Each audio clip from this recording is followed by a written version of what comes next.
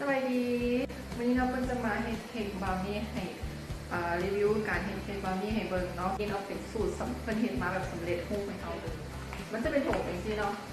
เป็นเฮ็ดมาให้เป็นโถเองสิก็จะมีเครื่องปรุงกันเลยเดี๋ยวเอาเบิ่งกันเอาว่ามีอย่างเดี๋ยวจะมาแกะเบิ่งเนาะว่าในซองนี่มีอย่างแน่ซึ่งคนว่าคันซื้อซองนี่เนาะซื้อมาสุดหนึ่งนี่แปลว่าเราต้องแบบไปซื้ออย่างตืมเลยเอามาแล้วสามารถเฮ็ดได้เลยเดี๋ยวมาแกะเบิ่งน้ำกันก็จะมีตัวนี้จะเป็นสูตรของการเฮ็ดเค้กเนาะว่าเห็นไหมโอเคที่เป็นสูตรเฮ็ดเค้กมันมีสูตรมาให้เรียบร้อยเป็นภาษาลาวสูตรภาษาลาวมีฮูกให้พร้อมบอกเบิ่งทางเลยสิเป็นบราวนี่แบบเนื้อซุ่มเนาะเดี๋ยวมาเบิ่งส่วนผสมนี่กันในถุงก็จะมีนี่มันบอกว่าครบมันเลยไม่จำเป็นต้องไปอย่างอื่นทีนี้มัน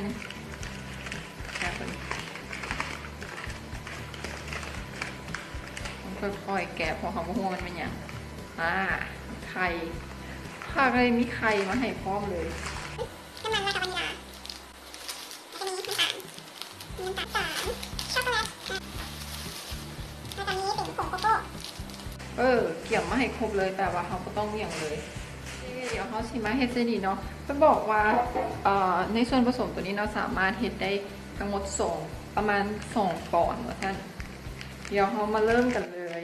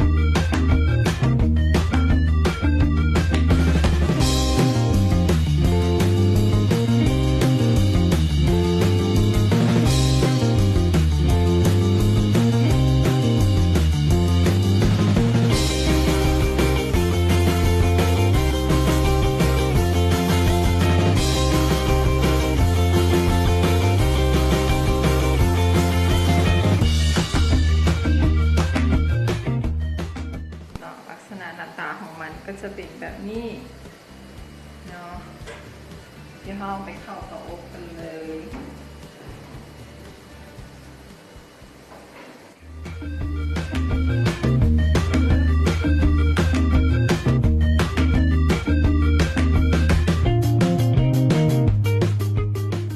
และนี่ก็แล้วเนาะหน้าตาของบราวนี่เนื้อนุ่มหนุบหนับ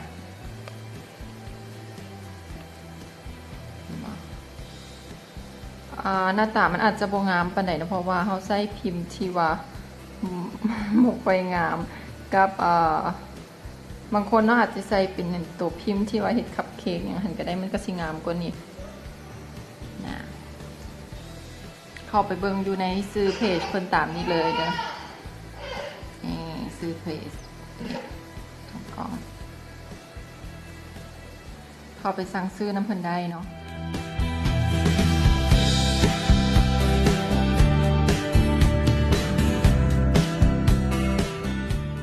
นี่บายบายเนาะไปกินขนมก่อน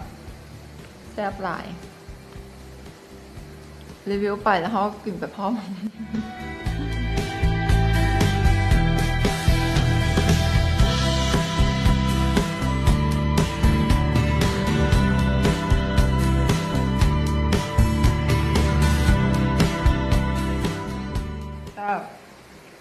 มันจะหวานหน่อยแล้วก็บุกผม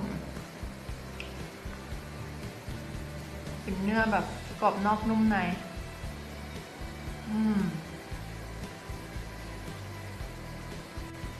ครับบ๊ายบาย